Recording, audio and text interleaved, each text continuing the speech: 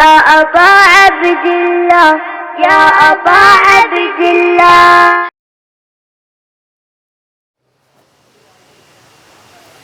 اعوذ باللہ من الشیطان الرجیم بسم اللہ الرحمن الرحیم الحمد للہ الذی لا یبلغ مدحتہ القائلون ولا يحصي نعماءه العادون ولا يعدي حقه المجتهدون الذي ليس لصفته حد محدود ولا نعت موجود ولا وقت معدود ولا أجل ممدود فدر الخلائق بقدرته ونشر الرياح برحمته.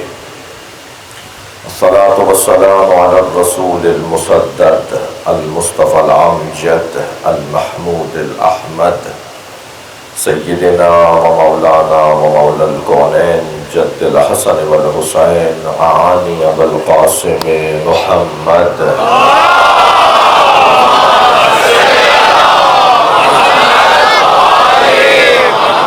وآله الطيبين الطاهرين المعصومين الذين قال الله إنما يريد الله ليذهب عنكم الرجس أهل البيت ويطهركم تطهيرا.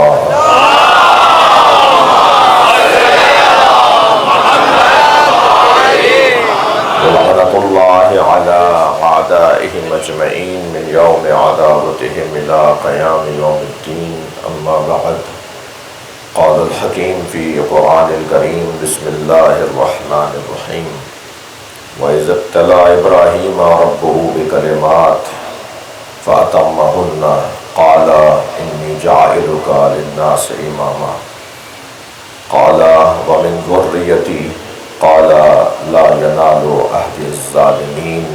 صلوات.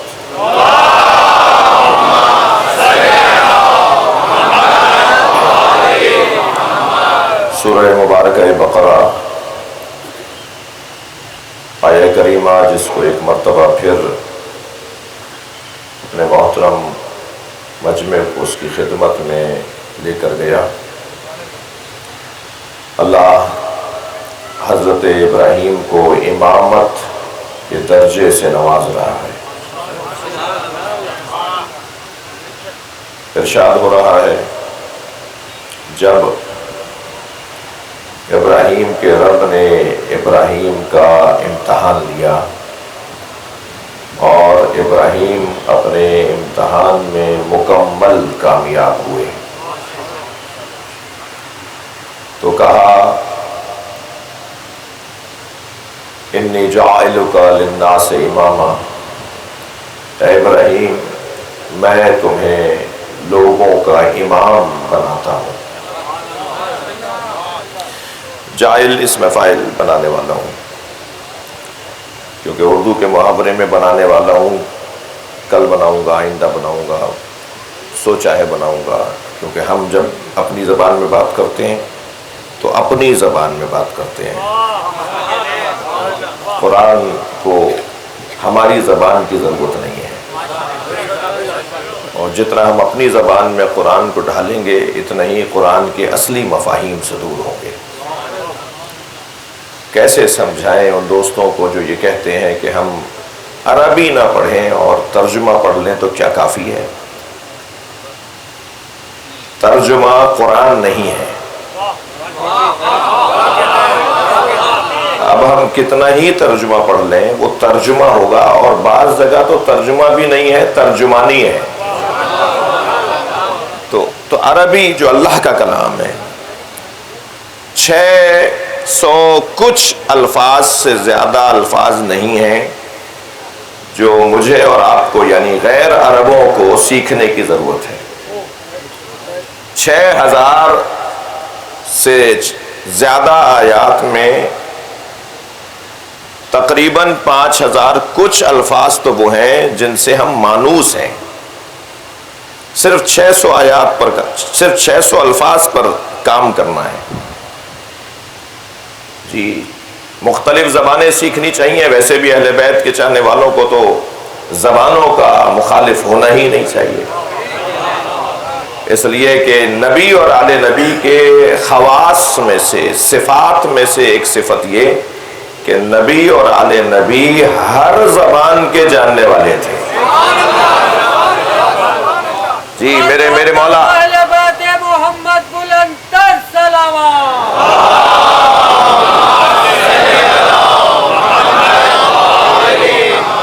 جب کسی نے کیا کہا امام حسن سے، امام حسین کے بارے میں، تب ایک جملہ ارشاد فرمایا مولا امام حسن مجتبیٰ نے، فرمایا کہ اگر مشرق سے مغرب تک کوئی ایک مکان ہو اور اس ایک مکان میں ہزاروں دروازے کھلتے ہوں اور ہر دروازے سے نئی زبان بولنے والا گزرتا ہو، تو وہ ساری زبانیں یا میں جانتا ہوں یا میرا بھائی حسین جانتا ہے۔ ایک واقعہ نہیں ہے،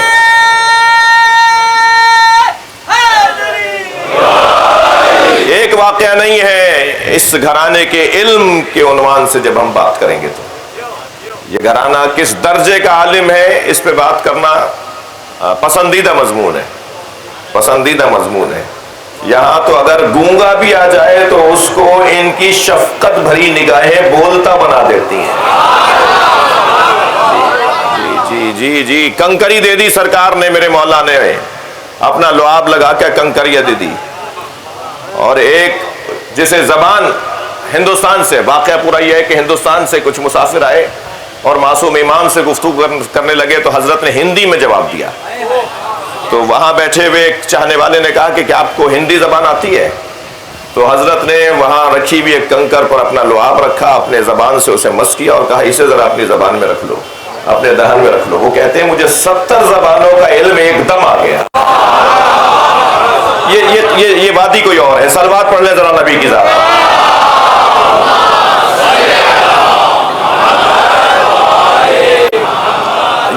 یہاں اللہ حضرت ابراہیم کو امام بنانے کا اعلان کر رہا ہے۔ اچھا، جب اللہ کہے گا انی جاعلک للناس اماما، میں تمہیں لوگوں کا امام بنانے والا ہوں، اہل دقت بیٹھے ہیں، اہل علم بیٹھے ہیں، عربی گرامر جاننے والے تشریف فرما ہے، اساتذہ تشریف فرما ہے، مدارس کے طالب علم تشریف فرما ہے۔ جاعل اسم فاعل ہے، اور اسم فاعل زمان بردار نہیں ہوتا۔ زمانہ اس کا وہ پابند زمانہ نہیں ہوتا۔ قاتل، اب یہ نہیں کہا جائے گا ماضی میں کوئی قاتل ہے تو قاتل ہے، وہ حال میں قاتل ہے تو قاتل نہیں۔ قاتل زمانے سے پابند نہیں ہے۔ لفظ قاتل، ذاہب، ضارب، ضاحک، جتنے بھی الفاظ اسم فاعل کے ہیں وہ سب زمانے کے محتاج نہیں ہیں۔ تو جب اللہ کہہ رہا ہے انی جاعلک للناس اماما، جاعلک، جاعل اسم فاعل، میں تمہیں لوگوں کا امام بنانے والا ہوں، تو اس کا مطلب یہ نہیں ہے کہ مستقبل میں میرے اندر یہ صفت آئے گی، معاذ اللہ، میرا کام ہی بنانا ہے۔ صلوات پڑھ لیں اور نبی کی ذات پر۔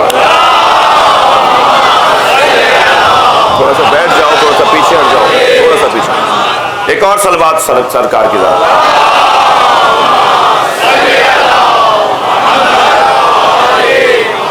دقت چاہوں گا ترجمے کو محسوس کر کے بات آگے بڑھے گی۔ انی جاعلک للناس اماما، اے ابراہیم میں تمہیں لوگوں کا امام بنا رہا ہوں۔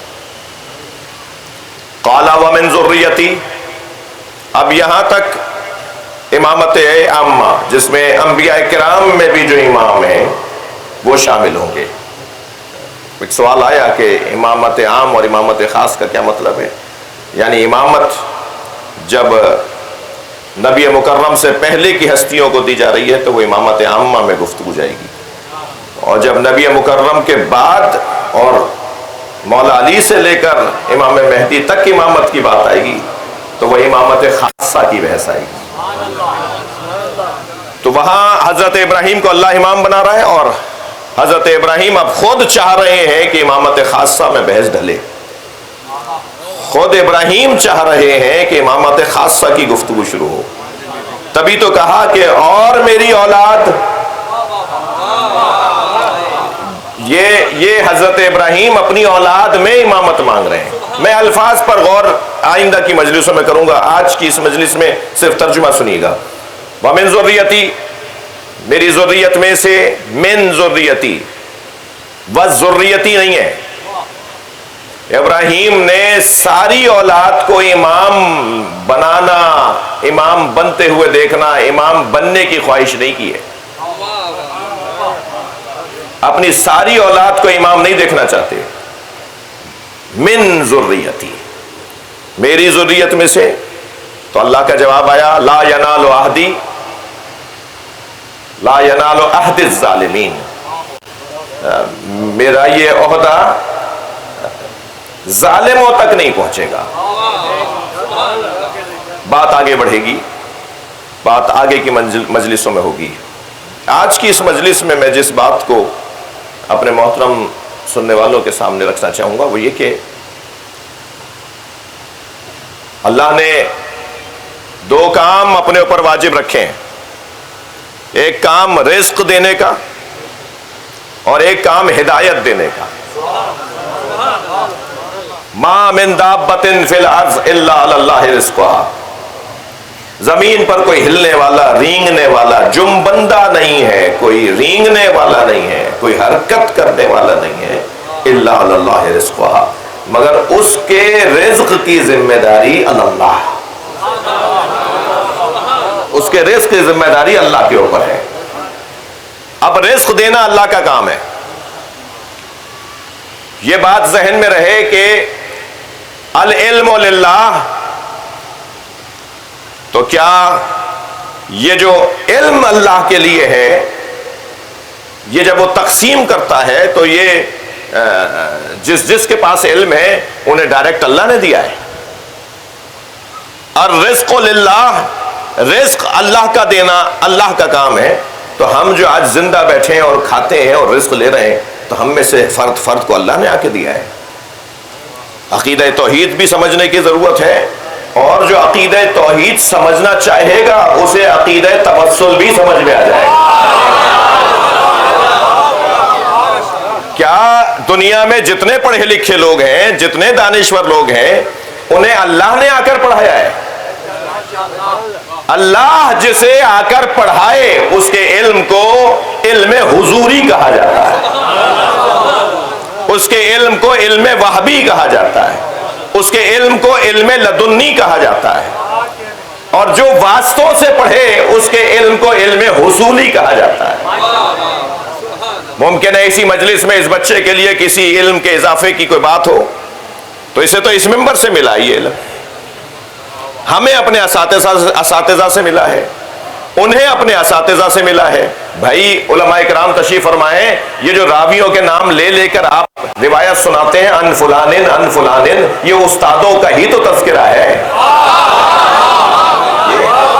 انہوں نے فلاں سے سنا اور انہوں نے فلاں سے سنا اور انہوں نے فلاں سے سنا، تو کہیں تو جا کے بات رکتی ہے نا، اور آخر میں استاد یہ کہتا ہے کہ میں نے رسول اللہ سے سنا، اور رسول اللہ فرماتے ہیں کہ مجھے آ کر جبریل نے بتایا۔ اب کہیں ایسا نہ ہو کہ سارے ان فلانن کی عادت پڑ جائے اور جیسے انہیں استاد مانا تھا جبریل کو بھی نبی کا استاد مان لے۔ جبریل نبی کو پڑھانے نہیں آئے، یہ آداب، توجہ، یہ آداب کا تقاضا تھا کہ جبریل وہ چیز پہنچائے، ورنہ جب جبریل ہی خلق نہیں ہوئے تھے تب نبی کو کس نے پڑھایا تھا؟ بھائی تھکے نہیں بیٹھے ہیں تو ایک بات کرنے جا رہا ہوں۔ میں اس چھوٹے سے بچے سے، میرے بچے مجھے دیکھو، تمہاری عمر کتنی ہے؟ 10 سال عمر ہے۔ تمہاری عمر کتنی ہے؟ 10 سال۔ تمہاری بیٹا عمر کتنی ہے؟ 6 سال۔ یہ بچے جانتے ہیں، عمر بولتے ہیں۔ جن کا تلفظ ٹھیک نہیں ہے وہ مکتبوں کی نمائندگی کر رہے ہیں۔ سرکار کی خدمت میں جبریل پہ تشریف فرما ہے، جبریل امی سرکار کی خدمت میں تشریف فرمائے۔ سرکار نے فرمایا یا جبریل کم عمرک، تمہاری عمر کتنی ہے؟ فرمایا یا رسول اللہ نجم یطلع من السماء بعد 70,000 سنہ، یا رسول اللہ ایک ستارہ ہے جو 70,000 سال بعد نکلتا ہے، میں نے اسے 70,000 مرتبہ دیکھا ہے۔ جبریل نے اپنی عمر بتائی ہے۔ ایک ستارہ 70,000 سال بعد نکلتا ہے، میں نے اسے 70,000 مرتبہ دیکھا ہے۔ سرکار مسکرائے، فرمایا آج دیکھو گے تو پہچان جاؤ گے۔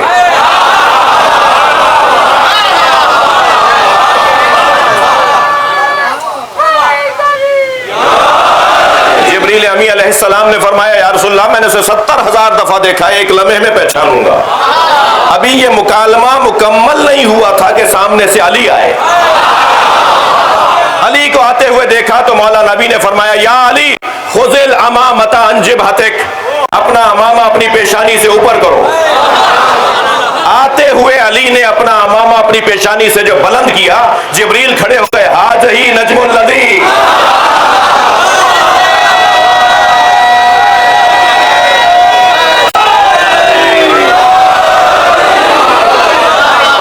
صلوات پڑھیں محمد و آل محمد۔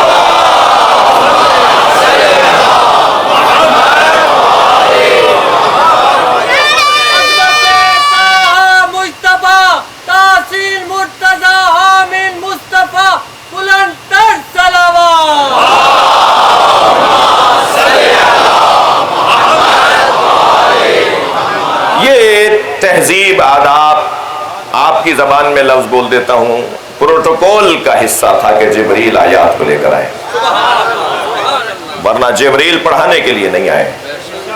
اور تسلی کے لیے ایک جملہ کہہ دوں، اس مضمون میں تسلی کے لیے، جب سرکار معراج پہ تشریف لے گئے تو کیا دیکھا کہ جبریل ہمراہ نہیں ہے، مڑ کر دیکھا تو جبریل امی علیہ السلام ایک جگہ کھڑے ہوئے، اب تک تو ساتھ آئے تھے مگر ایک جگہ کے رک گئے۔ حضرت نے فرمایا جبریل تم آگے کیوں نہیں آ رہے؟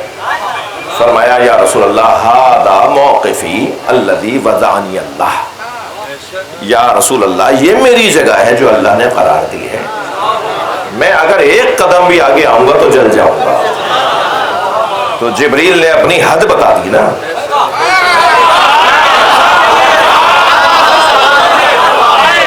بھائی ذہن میں رہے جو اپنی حدوں کو پہچانتے ہیں وہی علیہ السلام بھی بن جاتے ہیں، اور جو اپنی حدوں کو نہیں پہچانتے وہ اللہ رسول اہل بیت اور امت کی نگاہوں سے گر جاتے ہیں۔ تو ہر شخص کو اپنی حدوں کا پتہ ہونا چاہیے۔ جبریل پڑھانے کے لیے نہیں آئے، اچھا اور سہارے کے لیے، الرحمن علم القرآن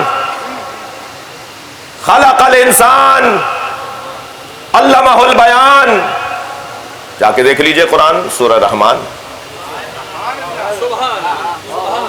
یہ قرآن ہے بھائی، میرا کلام نہیں ہے جو آئندہ ایڈیشن میں ٹھیک ہو جائے گا، یہ اللہ کا کلام ہے۔ اللہ کیا ایک من بھی زیادہ نہیں ہے، اس کے کلام میں ایک فی بھی کم نہیں ہے، جو کلام ہے وہی ہے، مجھے اس کے مطابق سوچ اپنی بدلنی ہوگی، قرآن نہیں بدلے گا۔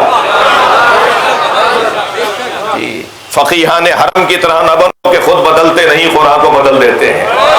صلوات پڑھ لیں ذرا محمد و آل محمد۔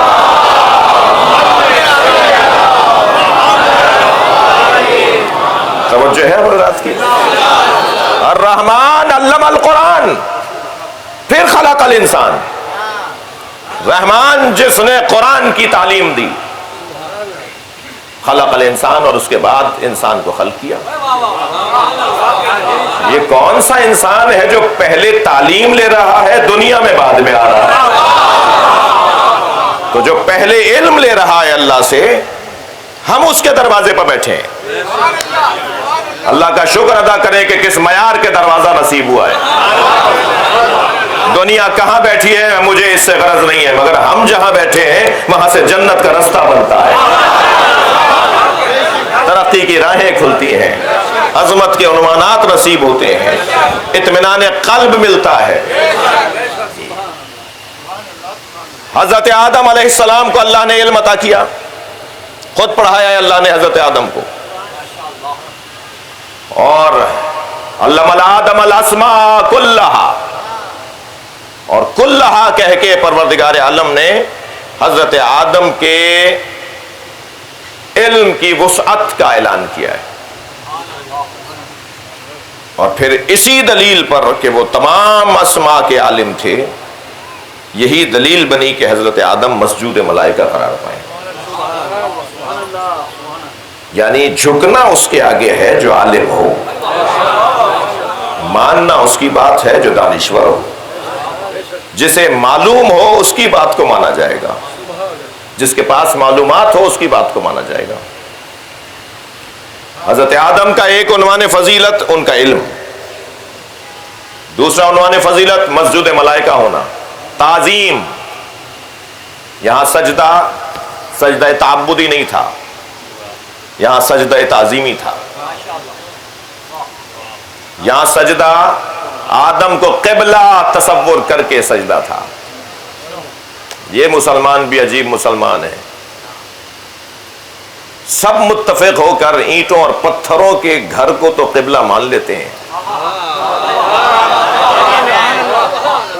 مگر اللہ نے جس میں اپنی روح ڈالی ہے اس کے لیے ان من کا شکار ہیں۔ حضرت آدم قبلہ ہے، کعبے کی طرح ہیں، جس طرح آج کعبہ ہے۔ حضرت یوسف بھی ایسے ہی اپنے والدین کے لیے اور اپنے 11 بھائیوں کے لیے وہ بھی یہی عنوان تھا۔ حضرت یوسف کو، یہ بھی قرآن کی آیت سورہ یوسف، اس میں بھی اللہ نے حضرت یوسف کو قبلے کے طور پر ان کے لیے قبلہ قرار دیا۔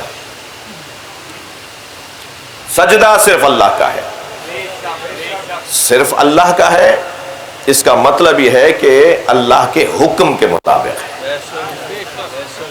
وہاں اس نے کہا وہاں سجدہ کرو تو اس کے حکم کو سجدہ ہے، وہاں کہا یوسف کے لیے علیہ السلام کے لیے تو وہ اللہ کے حکم کو سجدہ ہے۔ تو بس اللہ کا حکم جس کے لیے بھی ہوگا تو وہ حکم الہی کو سجدہ ہوگا۔ یہی منزلیں تعظیم کی منزلیں۔ حضرت آدم سب سے پہلے نبی ہیں مگر سب سے افضل نبی نہیں ہے، تو یہ کوئی دلیل نہیں ہوئی کہ جو پہلے آئے گا وہی افضل ہوگا۔ بھائی جلدی میں بول دیا، جلدی میں سن لیا۔ صلوات پڑھ لیں ذرا محمد و آل محمد۔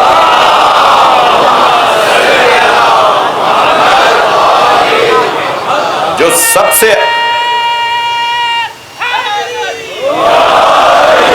سے افضل ہے وہ سب سے آخر میں آئے گا۔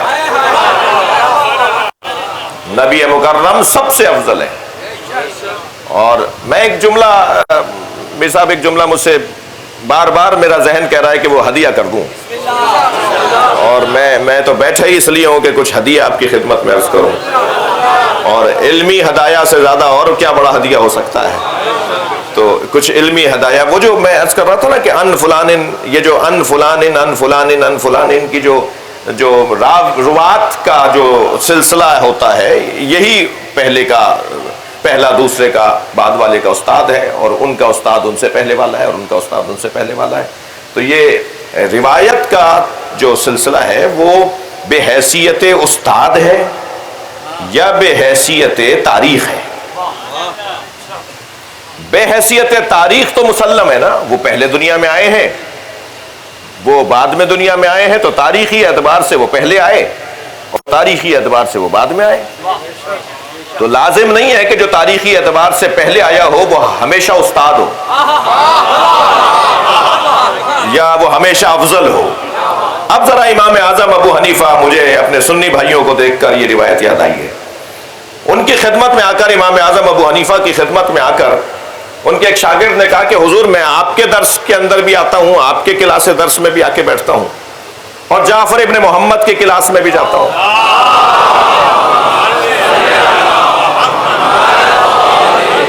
جی ان سے بھی جا کر کچھ نہ کچھ سیکھتا ہوں۔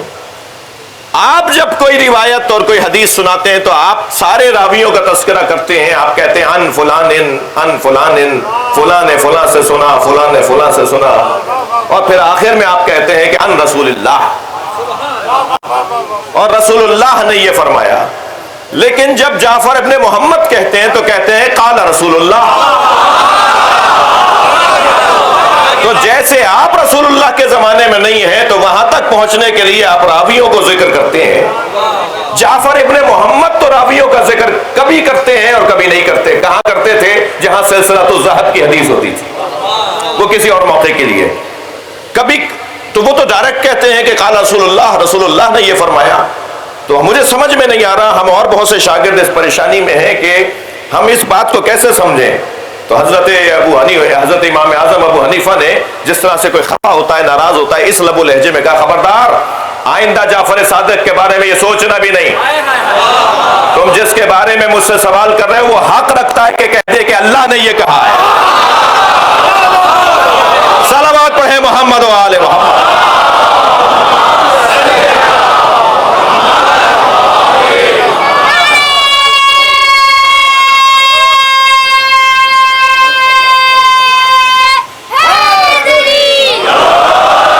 ماشاءاللہ توجہات بھرپور ہیں. میں اپنے بیان کو ایک منزل اور آگے لا رہا ہوں. حضرت آدم کو اللہ نے جو کمالات اور صفات عطا کیے، اس میں حضرت آدم کا سامنا یا حضرت آدم کا کھلا دشمن، حضرت آدم کا مخالف، حضرت آدم اس کے مخالف نہیں تھے، وہ حضرت آدم کا مخالف تھا. ہمیشہ کسی مخالف کو دیکھ کر یہ نہ کہا کریں کہ ان دونوں میں لڑائی ہے. ان دونوں میں لڑائی نہیں ہے، اس میں ان سے لڑائی ہے. جی ہمیشہ دو طرفہ نہیں ہوتی بات. حضرت آدم کا جو مخالف ہے وہ ہے شیطان، اور اس نے حضرت آدم سے جو مخالفت کی ہے اس کا سبب ہے خود پسندی، اس کا سبب ہے تکبر، جو خود پسندی کا نتیجہ ہے. خود پسندی کا نتیجہ تکبر ہے، اور تکبر کا نتیجہ بغاوت ہے. اور بغاوت کا نتیجہ چاہے اس کے ہاتھ میں ہو نہ ہو، مالک کے ہاتھ میں ہے کہ پھر درگاہ سے نکال دیا جاتا ہے. بغاوت کا نتیجہ تو پھر مالک کے ہاتھ میں ہے. تو یہ خود پسندی کا شکار، خلقتنی من نار وخلقتہ من طین، تو نے مجھے آگ سے بنایا ہے اور اسے مٹی سے بنایا ہے. انا خیر منہ، میں اس سے افضل ہوں. بات اللہ سے کر رہا ہے. خالق مانتا ہے، اللہ کو مانتا ہے. اللہ کو اگر مان نہ رہا ہوتا تو شکایت کیوں لے کے جاتا ہے؟ موحد ہے مگر نبی کو نہیں مانتا. اللہ کو جو مانے اور اللہ کی نہ مانے، میں عامیانہ زبان بھی تو مجھے مجمع ایسا ہے نا، یعنی عمومی مجمع ہے اس لیے میں نے کہہ دیا، یعنی جو اللہ کی بات مانے اور اللہ کے نبی کو نہ مانے تو پھر اس کو قرآن کی زبان میں مسلمان نہیں شیطان کہتے ہیں. اللہ کو تو خوب مان رہا ہے، اس کی خالقیت کا بھی اقرار کر رہا ہے کہ تو نے مجھے آگ سے بنایا ہے اور اسے مٹی سے بنایا ہے، اور میں ان سے افضل ہوں. یعنی صغرا کبرا پہلے جوڑا، جی مقدمات بنائے اور پھر نتیجہ دے دیا خود سے کہ میں اس سے افضل ہوں، میں اس سے افضل ہوں. پہلے تو کوئی شیطان کو جا کے سمجھائے کہ بھائی تم نے پہلے جو تمہید باندھی ہے وہی غلط ہے، تو نتیجہ تو غلط نکلنا ہی تھا. جی تمہاری جو تمہید ہے وہی ٹھیک نہیں ہے. تم کہہ رہے ہو کہ مجھے آگ سے بنایا. صلوات پڑھ لے ذرا نبی کی ذات.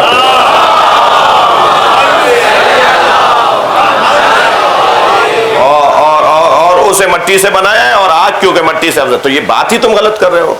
یہ کہاں، یہ کس نے کہا ہے کہ آگ مٹی سے افضل ہے؟ آگ، پانی، ہوا، مٹی، پانی، ہوا اور آگ تینوں جو لیتی ہیں وہ دیتی نہیں ہیں. جی آگ کے حوالے تو اپنا رومال تو کر دیجئے، کچھ اور ہی باہر آئے گا، کچھ اور ہی نظر آئے گا، رومال نہیں ملے گا واپس. ہوا کے حوالے کر دیجئے، اڑا کے لے جائے گی. جی پانی کے حوالے کر دیجئے، بہا کے لے جائے گی. یہ مٹی واحد ابو تراب کی نسبت ہے. کیا آپ ایک دانہ ڈالیے 10 واپس کرتی ہے. اور پھر اولیاء الہی کی یہ آماجگاہ ہے، آرام گاہ ہے، سکون اور چین کی جگہ ہے اولیاء الہی کے. اللہ کے ہاں جتنا بڑا ولی ہوگا اتنا ہی وہ مٹی پہ بیٹھے گا. اس کے پاس ساری سہولتیں بھی ہوں گی تب بھی وہ چاہے گا کہ مٹی پہ بیٹھے. شاید فلسفہ عذابی یہی ہے کہ ہمیں ہر کچھ مدت کے بعد حسین کے نام پر مٹی پر بٹھایا جاتا ہے. تاکہ تم اپنی ذات کی نفی کرو اور اپنے رب سے قریب ہو جاؤ.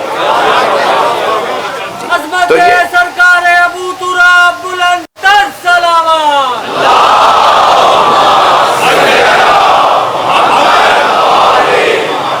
پھر حضرت آدم علیہ السلام کی نبوت عامہ اور پھر آپ کے جو مقام اور منزلت ہے وہ منتقل ہو رہی ہے. ہدایت کا نظام آگے بڑھ رہا ہے. شیخ الانبیاء والمرسلین حضرت نوح آتے ہیں. شیخ المرسلین، شیخ المرسلین. جی 2500 سال، 900 سال تک تو صرف کشتی بنائی. جی اتنے طویل عمر رکھنے والی ایک ہادی، اللہ کے نظام ہدایت کو چلانے والی ذات نوح علیہ السلام. پھر یہ سلسلہ ہدایت آگے بڑھتا ہے تو وہ نام آ جاتا ہے جن کی یاد میں ہم قرآن کی اس آیت پہ غور کر رہے ہیں، اور وہ ہیں حضرت ابراہیم. اللہ نے حضرت ابراہیم کو نبوت اور رسالت دینے کے بعد امامت دی ہے. پہلے سے وہ نبی ہیں، پہلے سے وہ رسول ہیں. یہ نبوت عامہ، رسالت عامہ اور امامت عامہ کی گفتگو. پھر اللہ نے انہیں امام قرار دیا ہے. حضرت ابراہیم علیہ السلام کو کن کن چیزوں کا سامنا ہے وہ جب تک میں دہراؤں گا نہیں، میرے بچے اور جوانوں کے لیے ان کی امامت اور اس کی اہمیت روشن نہیں ہو پائے گی. حضرت ابراہیم علیہ السلام کو نمرود کا سامنا ہے. اچھا، یہ ایک اور قاعدہ بھی یہیں لے لیجئے کہ اگر کسی شخصیت کے بارے میں آپ تحقیق کرنا چاہیں تو اس کے زمانے کے حالات کو ضرور پڑھیں. اس وقت تک اس کی شخصیت پر ہم اچھا غور نہیں کر پائیں گے، جامع غور نہیں کر پائیں گے جب تک کہ اس کے زمانے کے حالات پر غور نہ کیا جائے. حضرت ابراہیم کا سامنا نمرود کے ساتھ ہے. نمرود کا سامنا ہے حضرت ابراہیم کا. اور نمرود کون؟ جو خود کو صرف اللہ ہی نہیں بلکہ سب سے بڑا اللہ بولتا ہے. جی حضرت نمرود، معاف کیجیے، حضرت ابراہیم علیہ السلام نمرود کا سامنا کر رہے ہیں، اور نمرود حضرت ابراہیم کا دشمن ہے، کھلا دشمن ہے. اور کیوں، کیا دشمنی ہے؟ کوئی ذاتی مسئلہ ہے، اصولوں کا. جی اصولی اختلاف ہے. ذاتی اختلاف میں انسان تاریخ میں گم ہو جاتا ہے، اور اصولی اختلافات میں انسان تاریخ میں نکل کر، سنور کر، سج کر باہر آتا ہے. میرے کم سن ساتھیوں، اگر کسی سے کوئی اختلاف بھی کرو تو ذاتی نہ کرو بلکہ اصولی اختلاف. اور ہوا ایسا. حضرت ابراہیم نے شعور بشر کو بڑھانے اور بہتر کرنے کے لیے ایک ایسا عمل انجام دیا کہ جو آج تک ہمارے لیے نمونہ عمل ہے. نمرود بولوں، میں اپنے الفاظ کو اور بہتر کر رہا ہوں، نمرود بولوں یا بت پرستی کا ماحول بولوں. بت پتھر کے تراشے ہوئے کسی مجسمے کو نہیں کہتے. ہاں کہتے ہیں بت صرف پتھر کا تراشا ہوا مجسمہ نہیں ہے، بت باطل نظریات کو بھی کہا جاتا ہے. ہر وہ چیز جو انسان کا رخ باطل سمت میں موڑ دے اسے بت کہا جاتا ہے. تو یہ جو ایک مجسمہ سامنے رکھا ہوتا ہے، یہ مسلسل دیکھ دیکھ کر بت پرست ایک باطل نظریے کی طرف رخ کر رہے ہوتے ہیں، اس لیے یہ بت پرستی کہلاتی ہے. ممکن ہے کسی کے سامنے بت نہ رکھا ہوا ہو مگر نظریات اس کے وہی کام کر رہے ہوں جو بت رکھنے والوں کے ہوں. تو حضرت ابراہیم اگر صرف بت توڑ دیتے، توجہ چاہوں گا، تو مسئلہ حل نہیں ہو پاتا. حضرت ابراہیم نے بت ہی نہیں توڑے بلکہ سوچ کو تبدیل کیا ہے، فکر کا رخ صحیح کیا ہے. خود آپ کے چچا آزر کارخانہ بت سازی کے تاجر ہیں. حضرت ابراہیم کے چچا آزر کا اپنا کارخانہ ہے جہاں بت بنتے ہیں اور معاشرے میں لوگ خریدتے ہیں, آرڈر دیتے ہیں, اتنا بڑا بنا دو, ایسا بنا دو, اتنا ایسا ہونا چاہیے, یہ شکل ہونی چاہیے. کیا مذاق ہے توحید کے ساتھ, جو اپنے پسند کا اللہ بناتے ہو.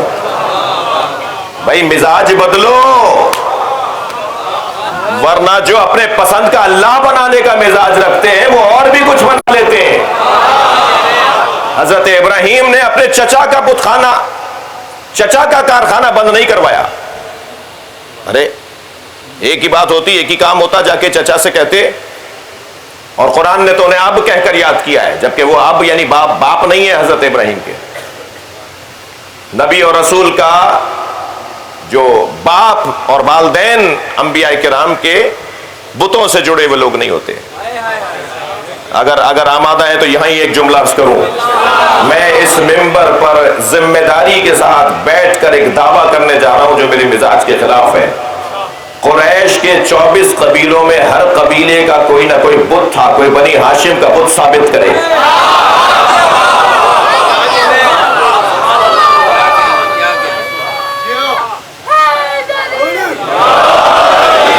یہ اس گھرانے کا بت ہی کوئی نہیں تھا.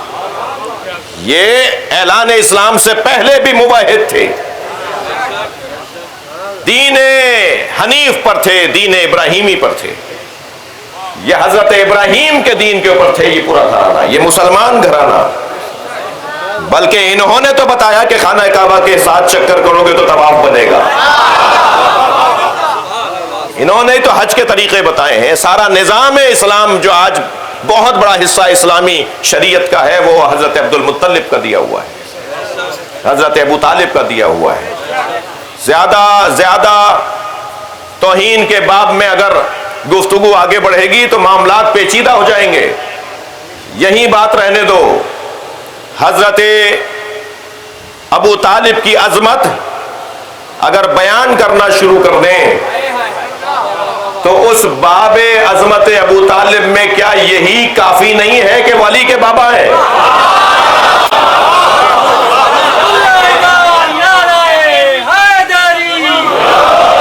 بلندتر صلوات پڑھیں گے نبی کی ذات.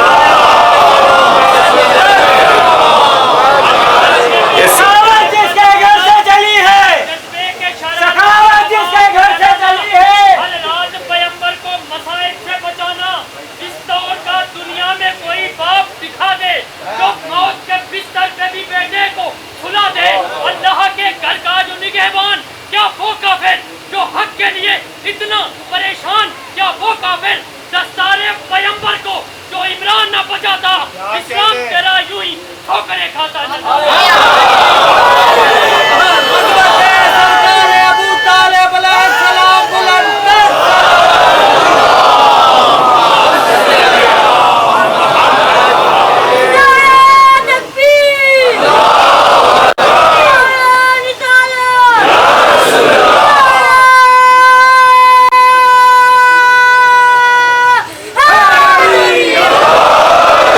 مضمون آپ کے ہاتھ میں ہے. میں اپنے بات کو ایک منزل دینے کے لیے, حضرت ابراہیم کے چچا آزر سرمایہ دار تھے, اور سرمایہ دار جو ہوتا ہے نا اسے سوائے سرمایہ کے کچھ اور نظر نہیں آتا. تو اگر سرمایہ دار سے جا کر آپ بات کریں گے تو اس کا تو مطمع نظر سرمایہ داری ہے. جی کسی بھوکے سے پوچھا کہ 2 اور 2 کتنے ہوتے ہیں, کہنے لگا 4 روٹیاں. اس کے ذہن میں تو روٹی ہے نا, بھوکا ہے. تو اگر آزر سے کہا جاتا کہ آپ کارخانہ بند کر دیں تو وہ کہتے کہ میں کیا کروں. تو سرمایہ دار تو دولت پیسے کی جمعوری اور یہ اس کے مطمع نظر ہے. حضرت ابراہیم نے جا کے چچا سے کارخانہ بند نہیں کروایا بلکہ مارکیٹوں کا رخ کیا. طلب تبدیل کروا دو, رسد خود تبدیل ہو جائے گی. مزاج بدل دو, خواہش بدل دو, طلب تبدیل کر دو, ان کی مطالبات ان کے تبدیل کر دو, ان کی ڈیمانڈ تبدیل کر دو, ان کا ذوق بدل دو. جب ذوق میں بت پرستی ہوگی نہیں، کارخانہ بت سازی خود ہو جائے گا. ورنہ اگر ایک کارخانہ بند کرواتے تو دوسرا کھل جاتا، یہ بند ہوتا تو تیسرا کھل جاتا. بت تو مانگ رہا ہے نا معاشرہ. پہلے معاشرے کو جا کے سمجھا دو کہ بت اچھی چیز نہیں ہے، بت پرستی اچھی چیز نہیں ہے. جب بتوں کی پوجا بند ہو جائے گی، کارخانے خود بند ہو جائیں گے. تو اب کیا کیا حضرت ابراہیم نے؟ جا کے بت خانے میں سارے بتوں کو توڑ دیا، ایک بڑے بت کے گلے میں کلاڑی لٹکا دی. کسی کی آنکھ پھوڑی، کسی کی ناک کاٹی، کسی کا کان کاٹا، کسی کا پیٹ پھوڑا، اور ایک بڑے بت کے گلے میں کلاڑی لٹکا دی بڑے اطمینان کے ساتھ. جو اللہ والے ہوتے ہیں ان پر اضطراب نہیں ہوتا. لا خوف علیہم ولا هم یحزنون. جی لا یخافون لومۃ لائم. وہ ملامت کرنے والوں کی ملامت سے خوف زدہ نہیں ہوتے. آ کر اطمینان سے اپنے گھر میں بیٹھ گئے. جب سب نے آ کر دیکھا کہ بتوں کا یہ حال ہے تو بلا لیا حضرت ابراہیم. بلایا نہیں، گرفتار کر لیا اور نمرود کے دربار میں لے جا کے کھڑا کر دیا اور کہنے لگے یہ کام تم نے کیا ہے. تب حضرت ابراہیم یہ کیوں کہیں کہ میں نے نہیں کیا، بلکہ ان کے ذہن کے مطابق بول رہے ہیں. فرمایا اسی نے کیا ہوگا جس کے گلے میں کلاڑی لٹکی ہے. تو کہنے لگے وہ تو ناک پر بیٹھی مکھی نہیں جل سکتا. جیسے ہی ان مشرکوں نے کہا نا کہ وہ تو ناک پر بیٹھی مکھی نہیں جل سکتا، تو یہی تو کہلوانا چاہ رہے تھے حضرت ابراہیم. جب انہوں نے کہا نا وہ تو یہ بھی نہیں کر سکتا، تو حضرت ابراہیم ایک مرتبہ فخریہ لہجے میں، ایک مرتبہ چہچہا کر بولے، ایک مرتبہ بلند آواز سے بولے جو ناک پر بیٹھی مکھی نہیں جل سکتا وہ تمہارا خالق کیسے ہے، تمہارا رب کیسے ہے، وہ تمہارا رازق کیسے ہے. یہ حضرت ابراہیم نے معاشرے کی طلب کو تبدیل کیا. اور جب معاشرے کی طلب تبدیل کر دیں، ذائقہ آپ تبدیل کر دیں، جی مزاج بدل دیں، ٹیسٹ تبدیل کر دیں، تو خود بخود اس کے مطابق ہی پھر بازار سجیں گے.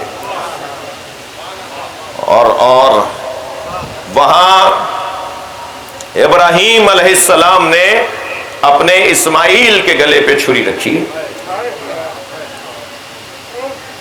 اسماعیل ذبح نہیں ہوئے تو جو قربان ہی نہیں ہوا اس کی یاد کہیں بدعت نہ شمار ہو جائے.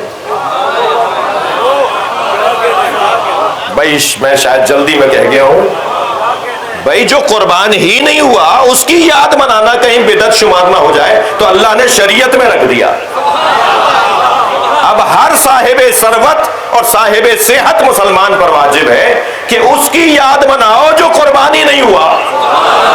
جو قربان ہی نہیں ہوا اس کی یاد منانا تو واجب، اور جو قربان ہو گیا اس کی یاد منانا بدعت. باہر مسلمان حسین علیہ السلام بلند تر سلامات.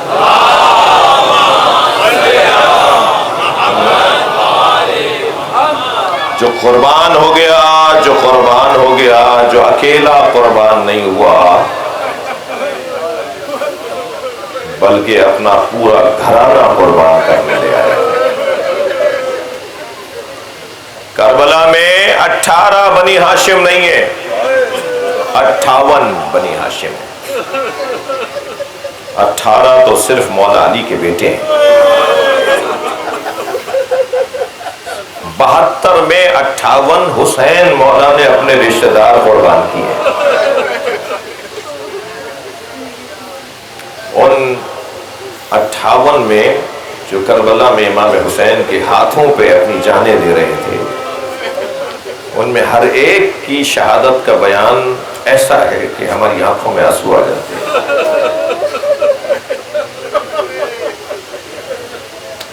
آج 3 محرم ہے. بدر صغیر کی روایت ازا کے مطابق ہم 4 محرم تک مولا حسین کے اصحاب کا تذکرہ کرتے ہیں. 5 محرم سے بنی ہاشم کا تذکرہ ہوتا ہے. 5 محرم کو زینب کے بچوں کا.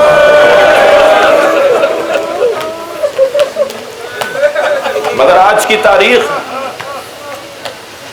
یہ تاریخ اصحاب کی تجلیل کی تاریخ ہے. اصحاب بھی کیسے کہ مولا نے خیمے کا چراغ بجھا دیا اور فرمایا اگر تم روشنی میں جاتے ہوئے شرمسار ہو رہے ہو تو میں اندھیرا کر دیتا ہوں، تم اس اندھیرے میں چلے جاؤ، اس روشنیوں کے گل ہونے پہ چلے جاؤ تاکہ تمہارا چہرہ کسی کو دیکھنے میں نہ آئے۔ کچھ دیر کے بعد جب چراغ روشن کیا گیا تو سب نے تلواریں اپنی گردنوں پہ رکھی ہوئی، کہ مولا آپ کی اطاعت ہم پر واجب ہے، ہماری جانوں پر آپ کا حق ہم سے زیادہ ہے، آپ اگر کہیں گے تو ہم اپنے ہاتھ سے اپنے آپ کو قربان کر دیں گے مگر آپ کو چھوڑ کر نہیں جائیں گے۔ پھر امام نے ایک اور موقع دیا، حضرت نے فرمایا اچھا میں پھر چراغ گل کرتا ہوں، تم میرے خاندان سے، میرے گھرانے سے کسی ایک بچے کا ہاتھ پکڑ کے لے جاؤ تاکہ تمہیں جواز بن جائے کہ تم اہل بیت کو بچا کے لائے ہو۔ کیا انتظام ہے! مگر جب چراغ روشن ہوا تو حضرت حبیب ابن مظاہر ازدی قبیلے کے صحابی رسول صلی اللہ علیہ وآلہ وسلم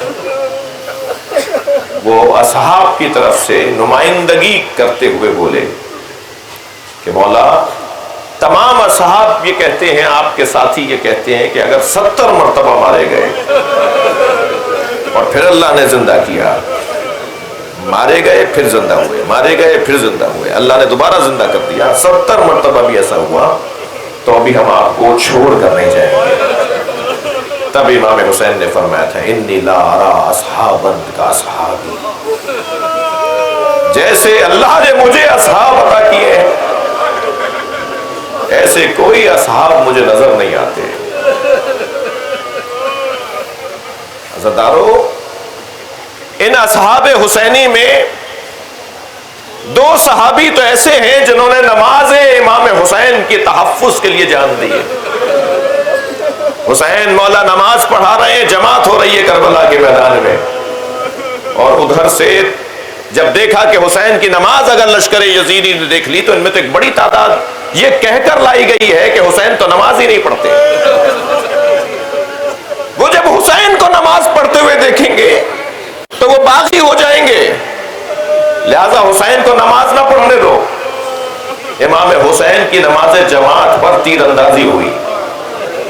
2 صحابی ہیں امام حسین کے، ایک سعید ابن عبداللہ رضوان اللہ تعالی علیہ اور ایک حضرت زہیر ابن قین رضوان اللہ تعالی علیہ۔ یہ دونوں امام حسین کی نماز کی حفاظت میں کھڑے ہیں، ڈھال سے تیر روک رہے ہیں، تلواروں سے تیر توڑ رہے ہیں۔ آخر ایسا بھی ہوا کہ سعید کو تیر لگنا شروع ہوئے، نماز امام کی مکمل ہونے کو ہے اور سعید کو اتنے تیر لگ گئے تھے کہ سعید زمین پہ گر جاتے، مگر روایت کہتی ہے کہ سعید اپنے آپ سے کہتے تھے جب تیر لگتا تھا اور حوصلہ کرو، ابھی نبی زادے کی نماز مکمل نہیں ہوئی۔ اور جہاں نماز کے لیے امام نے سلام آخر کہا وہاں زخموں سے چور سعید ابن عبداللہ زمین پر گر گئے۔ امام آگے بڑھے اپنے مسلح سے، ان کا سر اپنے آغوش میں لیا، سعید نے اپنا سر ہٹا دیا، آہستہ آہستہ ہٹایا سر، امام نے پھر اپنی آغوش میں لے لیا، پھر سعید نے اپنا سر ہٹا دیا۔ تو امام کو محسوس ہوا کہ سعید اپنا سر میرے زانوں سے ہٹا رہے ہیں، تو امام نے پیشانی کا بوسہ دیتے ہوئے فرمایا سعید تم اپنا سر ہمارے زانوں سے کیوں ہٹا رہے ہو؟ کہ مولا یہ شہزادوں کی جگہ ہے، مولا یہ سکینہ کی جگہ ہے، یہ علی اصغر کی جگہ ہے، کہاں زانو حسین اور کہاں مجھ غلام کا سر؟ امام نے فرمایا سعید کوئی وصیت ہو تو کرو۔ بدن مبارک سے خون جاری ہے۔ حضرت سعید ابن عبداللہ نے کہا حبیب کہاں ہے؟ تو جیسے ہی حبیب کو پکارا نا تو حبیب کچھ عقب میں کھڑے تھے، امام حسین نے آواز دی حبیب کو بلاؤ، سعید یاد کر رہے ہیں۔ حبیب قریب آ کر بیٹھ گئے تو وہ کہنے لگے اپنا کان میرے دہن کے قریب لے کر آؤ۔ تو حبیب جھکے اپنا کان سعید کے دہن کے قریب لے گئے تو کانپتی ہوئی آواز میں کہنے لگے حسین کو چھوڑ کے نہ جا، حسین غریب ہوتے جا رہے ہیں۔ اجرکم اللہ۔